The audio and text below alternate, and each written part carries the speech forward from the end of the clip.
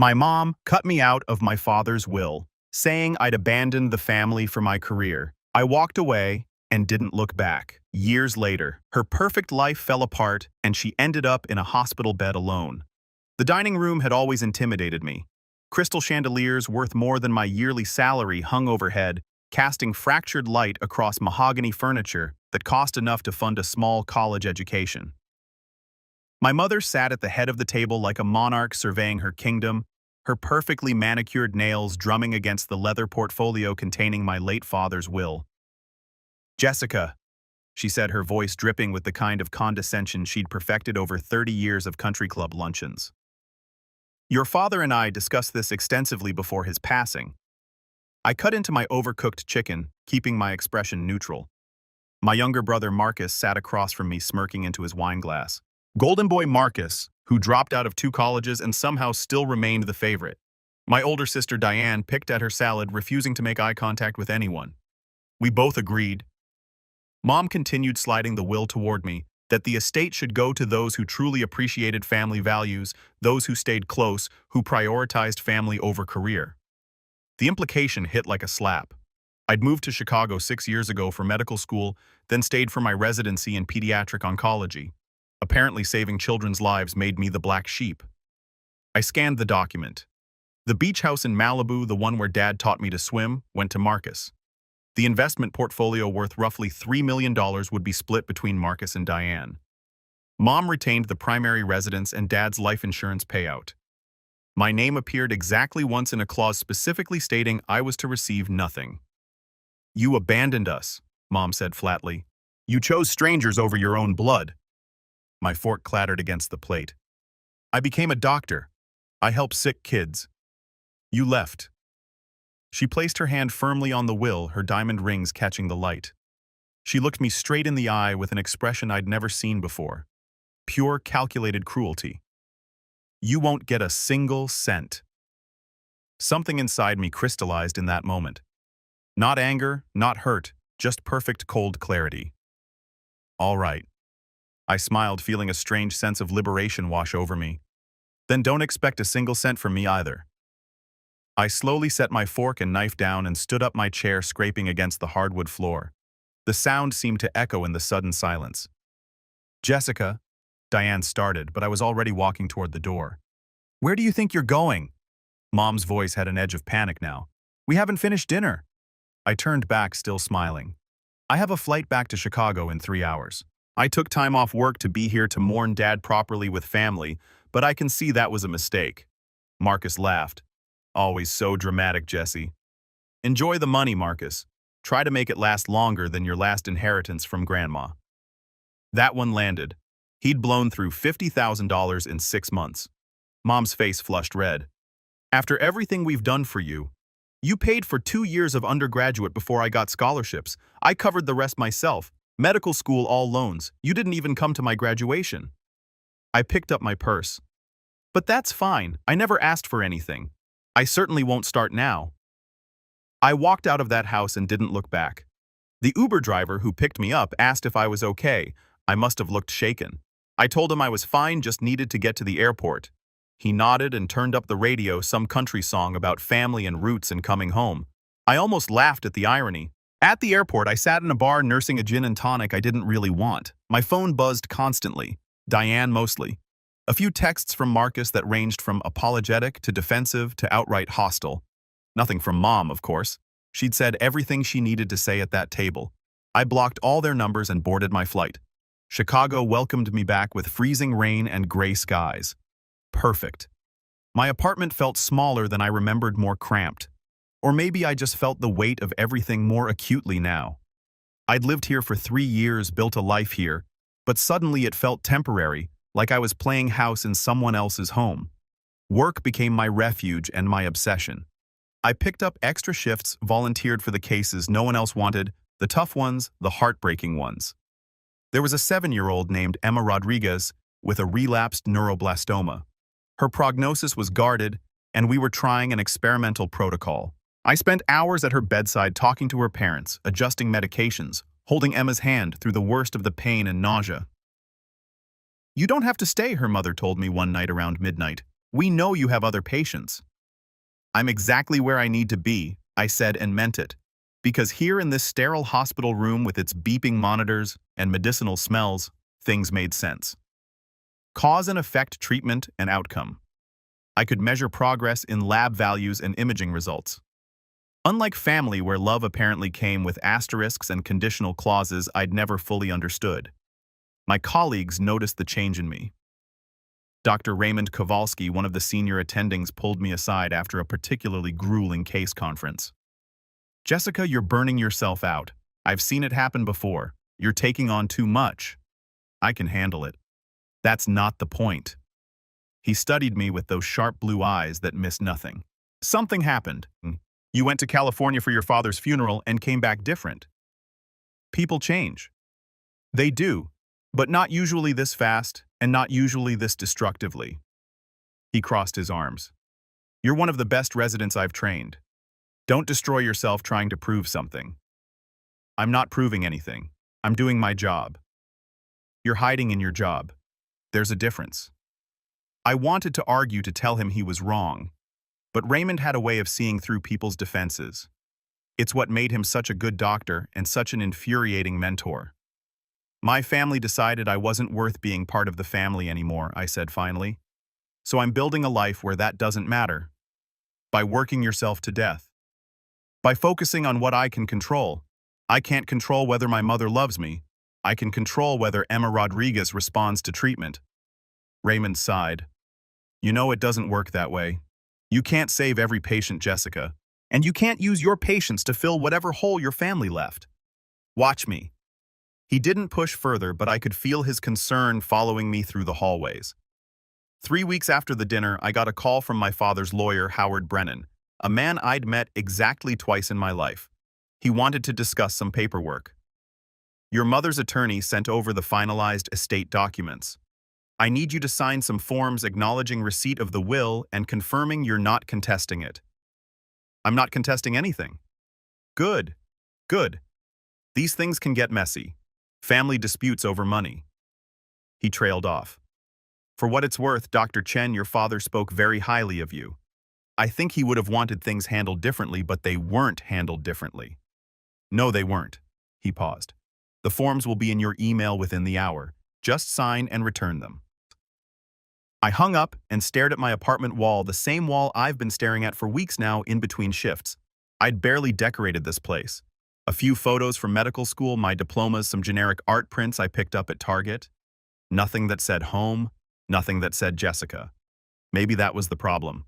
I'd spent so long becoming Dr. Chen pediatric oncology resident that I'd forgotten how to be just Jessica. Or maybe Jessica had never really existed outside of the roles other people needed her to play. Daughter, sister, doctor. The forms arrived. I skimmed them, legal jargon about estate distribution and inheritance rights, and signed with angry, jagged strokes. There. Done. Officially not part of the family. My friend Alicia from residency invited me out for drinks that weekend. We ended up at a dive bar in Wicker Park, the kind of place with sticky floors and cheap beer and a jukebox that only played songs from the 90s. "You look like hell," Alicia said, ever the diplomat. "Thanks, you're glowing. I'm engaged and in love and planning a wedding. Of course I'm glowing." She sipped her beer. "What happened in California?" "You've been weird since you got back." I told her everything. The will, the dinner, the way my mother had looked at me like I was nothing. Alicia listened without interrupting, her expression growing darker. "That's some serious shit," she said finally. "Yep. Like next-level family dysfunction." "I'm aware. So what are you going to do about it?" "What can I do? I signed the papers. I'm done." Alicia shook her head. "I don't mean legally, I mean emotionally. You can't just bottle this up and pretend it doesn't hurt." "I'm not pretending anything." "You're working 80-hour weeks and living on coffee in spite. That's not healthy." "It's residency. Everyone works 80-hour weeks." "Not like you. You're using work to avoid dealing with this." She leaned forward. "Look, I get it. Family trauma sucks. My dad walked out when I was 12. But you can't just run from it forever." "I'm not running. I'm focusing on what matters." "Jess, you matter. Your feelings matter. You can't just decide they don't because acknowledging them is inconvenient. I finished my beer and ordered another and another. By the end of the night, I was drunk enough to cry in the bathroom, Alicia holding my hair back as I sobbed into the toilet about mothers who didn't love their daughters and fathers who died before fixing their mistakes. "Let it out," Alicia murmured. "Just let it all out." The next morning, hungover and miserable, I dragged myself to the hospital for rounds. Sophie was having a good day. Thank God she'd regained some color, and her labs were trending in the right direction. Her parents looked less exhausted, more hopeful. "She asked about you yesterday," Mrs. Martinez said. "Wanted to know when her favorite doctor was coming back." "I'm not her favorite. She just likes that I bring her stickers." "She likes that you care." Mr. Martinez put his arm around his wife. "A lot of the doctors here are great at medicine, but you're great at seeing her as Sophie, not just a patient." Their words hit harder than they should have, because wasn't that exactly what Mom had accused me of, choosing strangers over family? But these strangers saw me, valued me, in ways my own mother refused to. I spent extra time with Sophie that day reading her favorite book about a brave princess who fought dragons. She fell asleep halfway through, her small hands still clutching mine. "Thank you," Mrs. Martinez whispered, "for everything you do." I nodded, not trusting myself to speak. This was enough, I told myself. This had to be enough. The fourth week after the dinner, I started seeing a therapist. Dr. Ellen Woodward, recommended by the hospital's physician wellness program. I'd resisted at first. Therapy felt like admitting defeat. But after the crying in the bar incident even, I had to acknowledge I wasn't handling things well. "Tell me about your family," Dr. Woodward said in our first session. I laughed bitterly. "That's going to take the full hour." It took 3 sessions just to cover the basics. My childhood spent trying to be perfect enough, smart enough, worthy enough. Dad's quiet support that never quite translated into defending me against Mom's expectations. Marcus's golden boy status despite his constant failures. Diane's passive complicity in everything. "Your mother's love was conditional," Dr. Woodward observed, "and you spent your life trying to meet conditions that kept changing. I guess that's not a guess, Jessica. That's a pattern. And now when you finally achieved something remarkable, becoming a doctor, saving lives, she's moved the goalposts again. Now it's not about achievement, it's about physical proximity and traditional family structures. So what do I do about it? What do you want to do? I want it not to matter." I leaned back in the chair. "I want to not care that my mother chose my screw-up brother over me. I want to not feel like I'm 12 years old again, desperately trying to make her proud." "But you do care." "But I do care." The admission felt like failure. "And I hate that I care. I hate that I still want her approval even after everything." "That's not weakness, Jessica. That's being human. We're hardwired to want our parents' love, especially our mothers. Even when they don't deserve it, deserving doesn't factor into it. It's not rational. It's emotional primal. You can't logic your way out of wanting your mother's love any more than you can logic your way out of needing oxygen." That session ended with me crying again, but it felt different this time, cleaner somehow, like lancing a wound. I continued seeing Dr. Woodward weekly, slowly unpacking years of family dysfunction. It wasn't easy, but it helped me understand that my mother's rejection wasn't a reflection of my worth. It was a reflection of her own limitations. Weeks passed. I threw myself into work, which wasn't difficult. The oncology ward demanded everything I had and then some. Emma Rodriguez's experimental protocol was showing promising results but required constant monitoring. The hospital administration wanted budget cuts that would gut our program.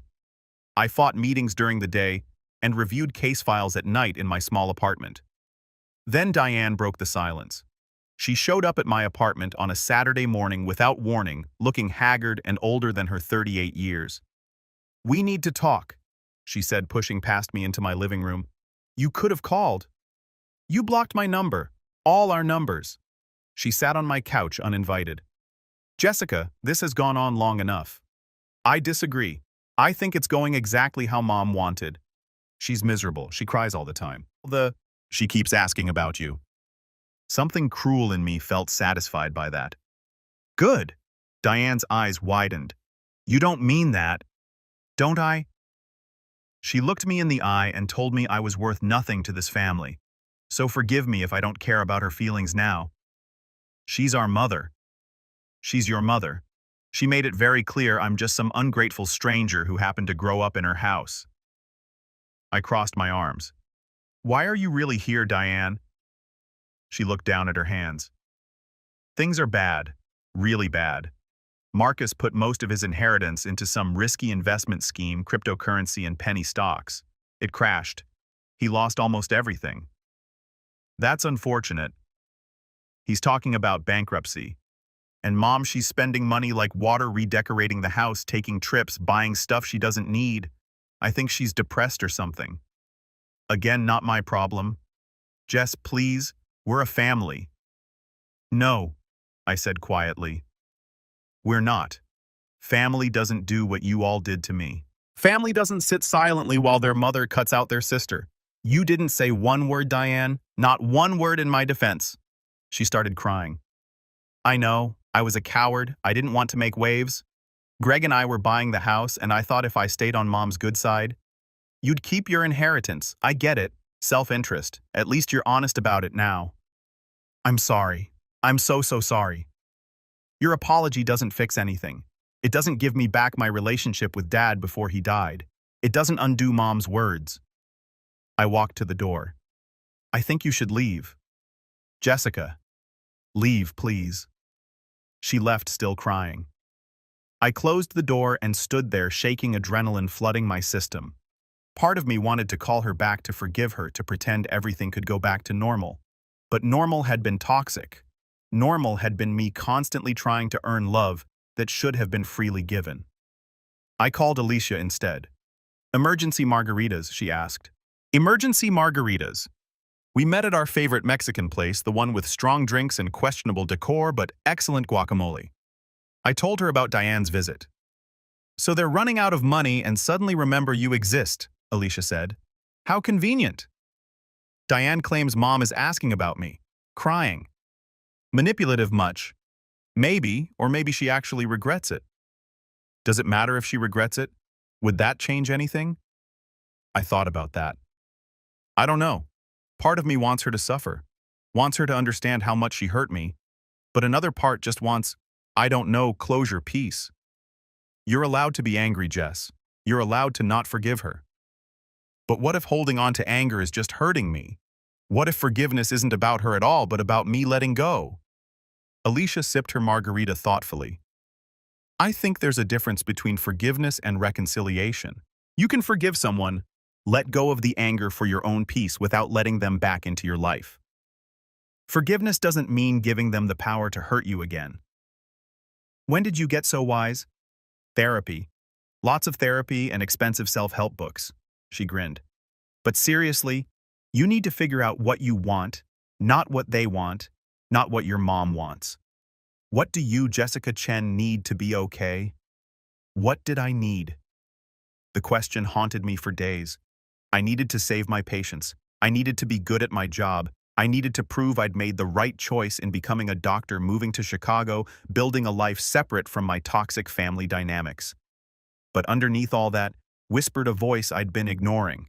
I needed to matter to the people who were supposed to love me unconditionally. Emma Rodriguez's treatment was progressing well. She'd responded better than expected to the experimental protocol. Her latest scan showed significant tumor reduction. I just finished reviewing her labs when I stepped into the hallway to call the attending physician with an update. Unknown number. I almost didn't answer, but something made me pick up. Dr. Chen? The voice was unfamiliar, professional. This is Grace Mercy Hospital in Sacramento. Your mother, Patricia Chen, was admitted 3 hours ago. She's listed you as her emergency contact. My stomach dropped. What happened? Severe stroke, right hemisphere. She's stable now, but the damage is extensive. We need to discuss long-term care options. I sat in the dark, phone pressed to my ear, mind racing. Part of me wanted to feel vindicated. The universe delivering poetic justice, but I just felt tired. I'll be on the first flight out. The nurse hesitated. Dr. Chen, you should know there are significant decisions to be made. Financial decisions. Your brother and sister were here earlier, but they left when we discussed payment arrangements. Of course they did. I arrived in Sacramento by noon. Mom lay in the ICU, half her face slack tubes and wires connecting her to machines that beeped rhythmically. She looked smaller, somehow fragile. The fierce woman who had ruled our family with an iron fist had been reduced to this. A doctor met me outside her room. Dr. Patterson, according to his badge, he looked exhausted. Your mother will survive, but she'll need extensive rehabilitation. Speech therapy, physical therapy, occupational therapy. She'll likely regain some function, but full recovery is unlikely at her age. She'll need assistance with daily activities for the foreseeable future. What about her insurance? He grimaced. She has basic coverage, but it won't come close to covering what she needs. We're talking residential care facility costs of $8,000 to $10,000 monthly. Medicare will cover some, but the gap is substantial. I did the math automatically. Roughly $70,000 annually minimum. Where are my siblings? They left contact information but made it clear they couldn't assist financially. His tone suggested what he thought of that decision. I found Marcus and Diane in the hospital cafeteria, both looking miserable. There she is, Marcus said without enthusiasm. St. Jessica come to save the day. I sat down across from them. The doctor says Mom needs long-term care. Diane wouldn't meet my eyes. We can't afford it. Marcus is drowning in debt from his bad investments, and Greg and I just bought the new house. We're stretched thin. The beach house, I said. Dad's investment portfolio. Marcus shifted uncomfortably. The portfolio's mostly gone. Bad investments on my end. The beach house has a reverse mortgage we didn't know about. After settling that there's maybe $100,000 left total, and that needs to be split between Diane and me for the will. I stared at him. You gambled away over $1 million in weeks. It wasn't gambling. They were investments, calculated risks that didn't pan out.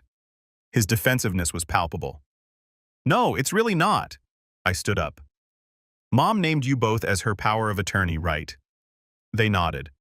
Then handle it. I have patients in Chicago who actually need me. Diane grabbed my arm. Jess, please. You're a doctor. You make good money. And I have $400,000 in student loans, but that's beside the point. I pulled free. Mom made her choice. She looked me in the eye and told me I wasn't family, so this isn't my problem. I walked away, ignoring Diane's pleading and Marcus's curses. But I didn't leave Sacramento. Instead, I checked into a Holiday Inn and spent the evening on my laptop. I reviewed Mom's medical records, consulted with colleagues via email, researched rehabilitation facilities. Professional habit, I told myself, just gathering information. The next morning, I returned to the hospital. Mom was awake, her left eye focusing on me with obvious effort. She tried to speak, but only garbled sounds emerged. I pulled the chair to her bedside. Don't try to talk. You've had a significant stroke. Right side weakness, aphasia, standard complications. Tears leaked from her eyes. Marcus and Diane can't afford your care. They've already spent or committed Dad's estate. You'll be transferred to a county facility in 72 hours unless alternative arrangements are made. Her good hand clutched at the blanket, desperate. I sat there for a long moment watching her struggle. This woman who dismissed my entire life's work, who'd cut me out of my father's legacy because I dared to pursue my own path, who taught me that love was conditional, transactional. County facilities aren't great, I continued clinically. Understaffed, overworked. You'll get basic care, but rehabilitation will be minimal. You'll likely remain at this level of function permanently. With more tears, fear in her eyes. There is another option, I said slowly. There's a rehabilitation center in Chicago near my hospital, top-tier facility. They've had excellent outcomes with stroke patients. I could arrange a transfer, and I could oversee your care personally. Hope flickered in her expression. But here's what's going to happen if I do this. You're going to sell the house. Every penny goes into a trust for your medical care. When that runs out, and it will, I'll cover the difference. But you'll live near me. You'll follow the treatment plan I design, and you'll never, ever question my choices again. I leaned forward. You wanted me to understand that family is conditional, that love has terms and requirements. Well, congratulations. I learned that lesson perfectly. So these are my terms, Mom. Take them, or spend whatever time you have left in a county facility watching daytime television and being bathed by rotating staff who don't know your name. She tried to speak again, manage something that might have been please. I'm not doing this because I forgive you. I'm not doing this because you deserve it. I'm doing this because I'm a doctor and because Dad would have wanted me to. But make no mistake, this is charity, not family obligation. You made sure I had no obligations months ago.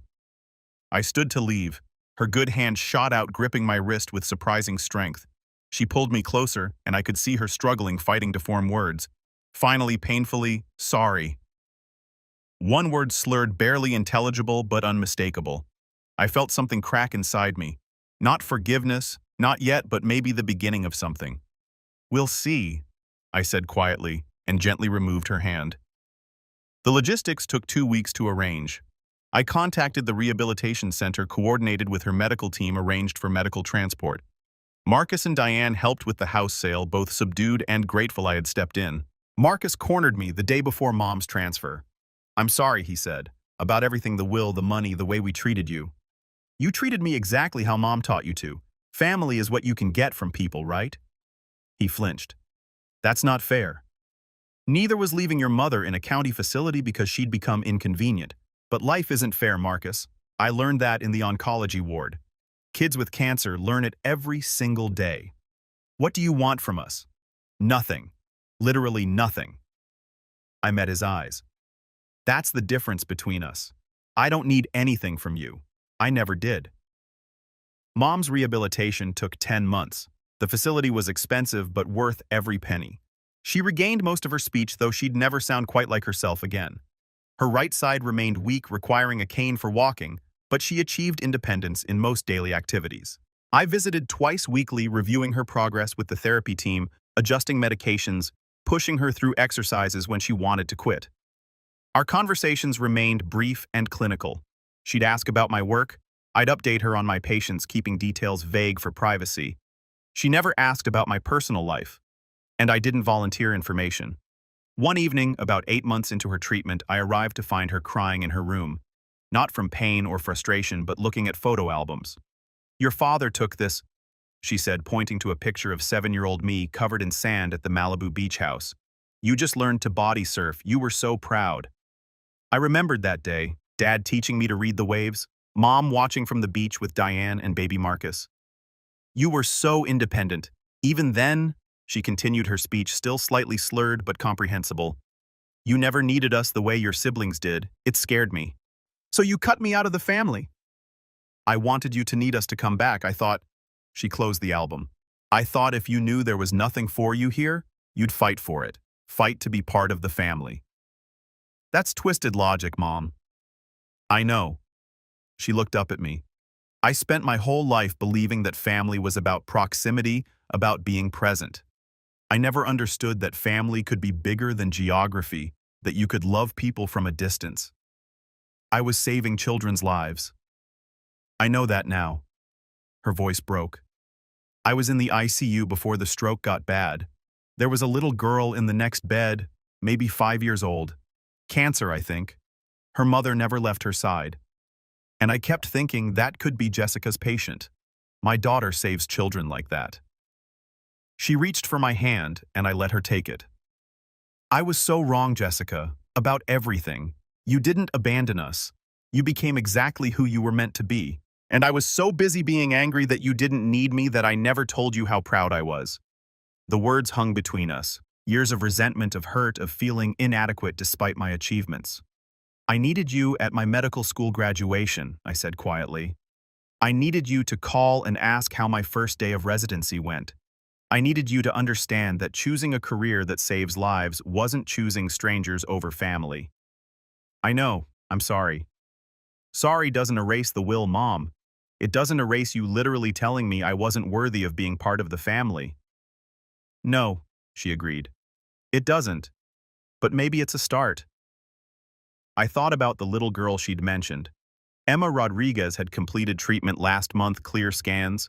Her mother had hugged me so hard, I couldn't breathe, crying and thanking God and me in the same sentence. That's why I did this job, for moments like that. But I missed something along the way. I convinced myself that professional purpose was enough, that I didn't need family validation.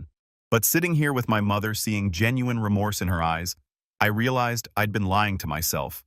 It had mattered. It still mattered. It's a start, I agreed finally. 2 months later, Mom was discharged to an assisted living apartment near my place.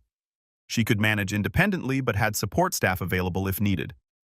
We fell into a routine of Sunday dinners at her apartment. Sometimes Diane would video call from California. Marcus less frequently but occasionally. The first dinner was awkward. Mom had cooked with some assistance from the facility chef, and it was burned and overseasoned, and nothing like the elaborate meals from my childhood. I never actually cooked much, she admitted. Your father did most of it, or we had help. I'm learning. I took another bite of the hockey puck chicken. It's terrible, she laughed. The sound startled both of us. It really is, isn't it truly awful? Next week I'll just order Chinese. Much better plan. We ate the terrible meal and talked about my week, a successful surgery on a 6-year-old with neuroblastoma, a funding breakthrough for the ward, normal work stuff I'd never shared with her before. What made you want pediatric oncology, she asked. That must be heartbreaking work. I thought about how to answer. Because sometimes you save them, and the ones you can't save deserve someone who will fight like hell anyway. They deserve dignity and the best possible care, and someone who sees them as whole people, not just a diagnosis. She nodded slowly. That's what you've given me these past months. Dignity. Care.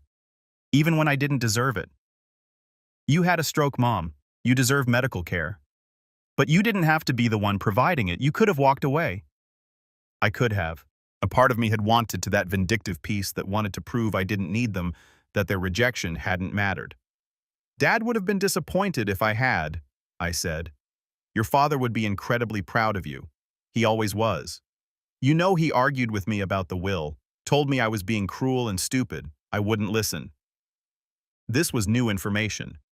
He argued with you for weeks. He wanted to split everything equally, maybe even give you more since you'd never asked for anything. But I was so angry, so hurt that you'd left. I made him change it. Told him it was that or I'd contest whatever he put in writing. She looked ashamed. He died before we could fix it. Heart attack came so fast. A weight I hadn't known I was carrying lifted slightly. Dad hadn't chosen to exclude me. That mattered more than I'd expected. Why didn't Marcus or Diane tell me? Because they didn't know we fought about it. I made sure of that. She pushed food around her plate.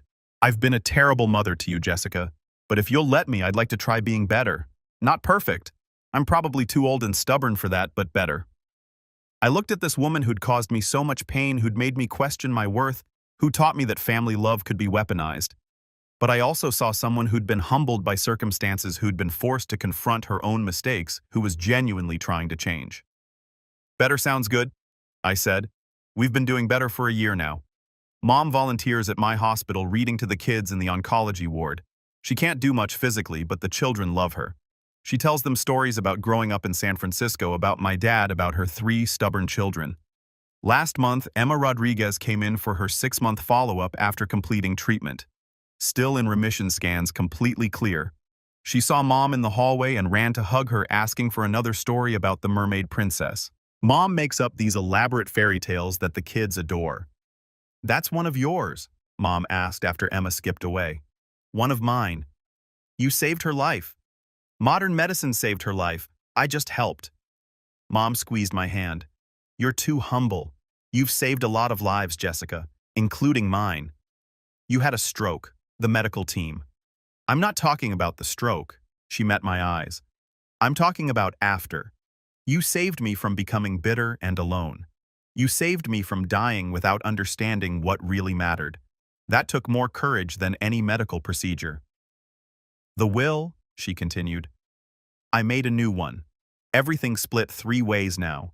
But I want you to know you don't need it. You never needed any of it. You built your own life, your own worth. I'm just sorry it took me so long to see that. I could have handled things differently too. I was angry and hurt, and I wanted you to feel what I felt. You had every right. Maybe, but I also had a choice in how I responded. I almost let you rot in a county facility. Almost, she emphasized. But you didn't. That's who you are, sweetheart. Someone who does the right thing even when it's hard, even when people don't deserve it. We sat in comfortable silence for a moment. Through the window I could see the hospital across the street, my work, my purpose. But sitting here with my mother, I realized that purpose could expand, could include things I convinced myself didn't matter. Sunday dinners, I said. Let's keep doing these, every week. Every week. But next week I'm cooking. She laughed. Thank God. My cooking hasn't improved much. I hugged her goodbye, feeling her fragile frame against me. She'd never be the mother I'd wanted as a child. Too much had happened. Too many years of distance and hurt. But maybe she could be the mother I needed now. Flawed, trying, present. Driving home, I thought about revenge and how sweet I'd imagined it would be. Watching karma deliver justice. Seeing the people who'd hurt me get what they deserved. But real revenge, I'd learned, isn't about punishment. It's about refusing to let someone else's cruelty define you. It's about building a life so full and meaningful that their rejection becomes irrelevant. It's about having the strength to show mercy when you'd be justified in withholding it. My mother placed her hand on that will and tried to break me. Instead, she taught me exactly how strong I was. Strong enough to walk away. Strong enough to come back. Strong enough to choose compassion over vindication.